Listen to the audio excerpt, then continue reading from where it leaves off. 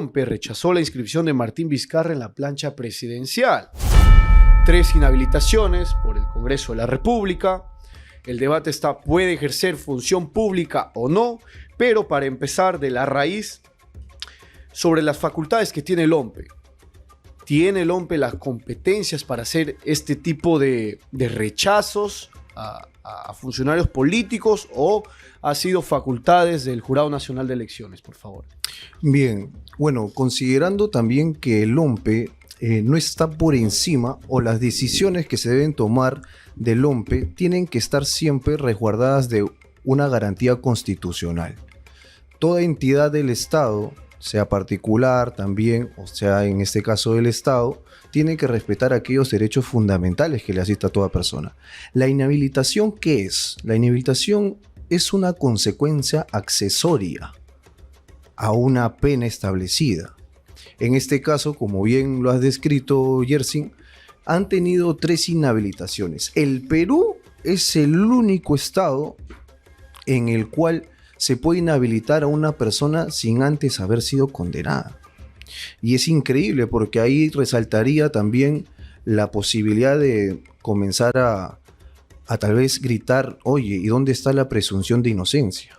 Imaginemos en todo caso que en el proceso se lleguen a absolver, porque el señor Martín Vizcarra en la actualidad no tiene ninguna condena. Correcto. Y la presunción de inocencia no se basa solamente en la primera instancia, inclusive, sino en una segunda instancia. Entonces puede ser que el OMPE, tal vez por un poco más político, que de poder verificar efectivamente la posibilidad de llegar a sancionar y sacar de la función pública a una persona, se haya podido adelantar a dar una opinión sin resguardo jurídico. ¿Esto por qué lo digo? Porque dentro de justamente la Convención Americana de Derechos Humanos, el Pacto de San José, exige también el artículo 23 derechos políticos a los cuales las personas podemos acceder a cualquier actividad pública, como por ejemplo unas elecciones, ¿no?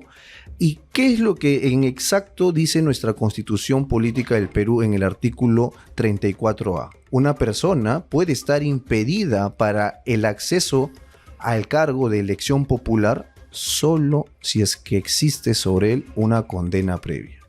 Disculpe que le cortes también, doctor. Recordando también algunos precedentes que ya se han presentado por otros organismos en contra de Martín Vizcarra. Por ejemplo, el Jurado Electoral Especial lo ha apartado de su partido Perú Primero. Y lo que en algún momento, cuando conversamos aquí en Ejeput con Alejandro Salas, su abogado constitucionalista del expresidente Martín Vizcarra, dijo: pero el ser presidente de su partido político es ejercer función pública. ¿Por qué apartarlo entonces si realmente es o no es ejercer función pública de su partido político? ¿Estos podrían considerarse tal vez vicios dentro del procedimiento que se le está llevando a Martín Vizcarra? Sí, se puede ocasionar inclusive hasta una verificación de un vacío en la interpretación de las normas, ¿no? De que la norma tal vez no está siendo muy clara para poder llegar a interpretarla.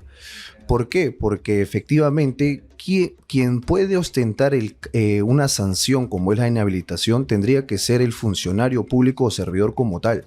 Y él todavía no lo es. Él todavía no lo es. Él está recién queriendo tener un acceso a este ámbito público, ¿no? Y efectivamente, comparto la opinión de mi colega Alejandro Salas, en el sentido de que se verifica tal vez un vicio que yo tengo entendido que ya hubo una audiencia en la Corte Interamericana de Derechos Humanos justamente por una solicitud de su defensa. La audiencia se dio entre junio y julio y es que están a la espera del voto. Y ojo que la Corte Interamericana de Derechos Humanos siempre tiene una postura de si al verificarse la vulneración al derecho fundamental establecido en la Constitución de cada nación, ordena él a que justamente se pueda reponer esos derechos al estado anterior. Y vamos a leer un corto pronunciamiento que nos está poniendo allí producción por parte de Perú Primero, el partido político de Martín Vizcarra. Dice: Lima, 8 de noviembre del 2025. Y esto en alusión, por supuesto, a esta decisión por parte de la OMPE de rechazar su inscripción dentro de la plancha presidencial que preside Mario Vizcarra, el hermano de Martín Vizcarra. En este caso, apartarlo de la primera vicepresidencia. El párrafo más importante, quiero resaltarlo, dice: a pesar de los atropellos y del intento de silenciar nuestra voz, asumo con determinación la jefatura de campaña nacional para seguir recorriendo el país y demostrar que ningún abuso ni persecución podrá detener el proyecto que nació del pueblo y seguirá siendo del pueblo. No nos van a doblegar, dice el comunicado. Esto quizás en alusión o responde a algunos argumentos y algunos congresistas que dijeron que Martín Vizcarra, pese a ser inhabilitado, está haciendo política. ¿Por qué hace política?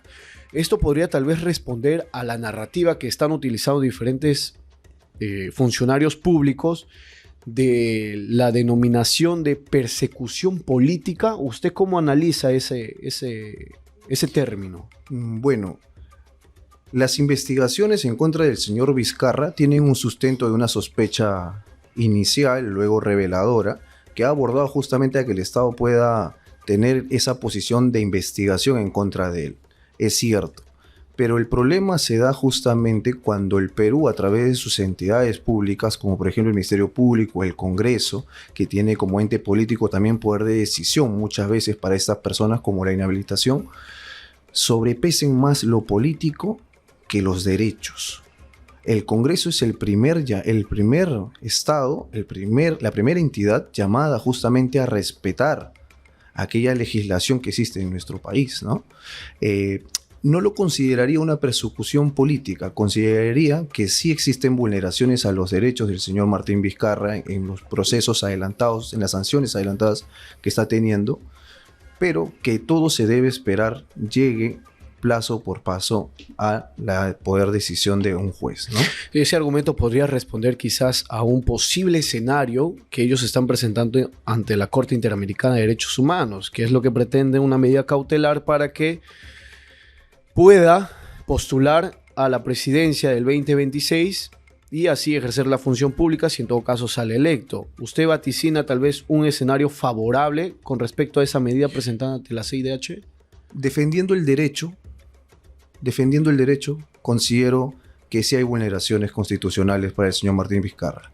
Nuestra norma, nuestra Carta Magna, es muy específica, como lo dije en el artículo 34A, que dice que una persona puede llegar a ser inhabilitada, apartada del ejercicio de su función, siempre y cuando tenga una condena previa. Hasta el momento esa norma, esa ley, esa Carta Magna no ha sido modificada. Y de ser el caso se debe respetar el principio de legalidad y una garantía constitucional también, como es el respeto a poder ser elegido mediante un voto popular.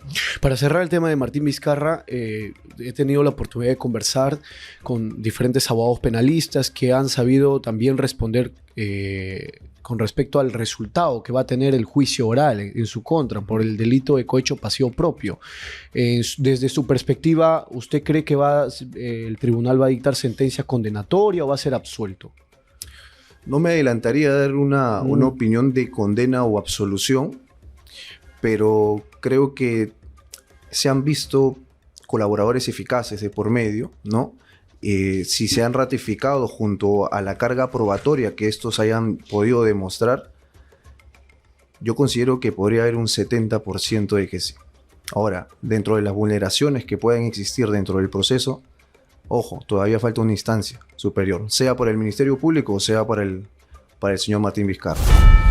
Yo creo que por las pruebas abundantes que hay, podríamos pensar que habría una condena, ¿no?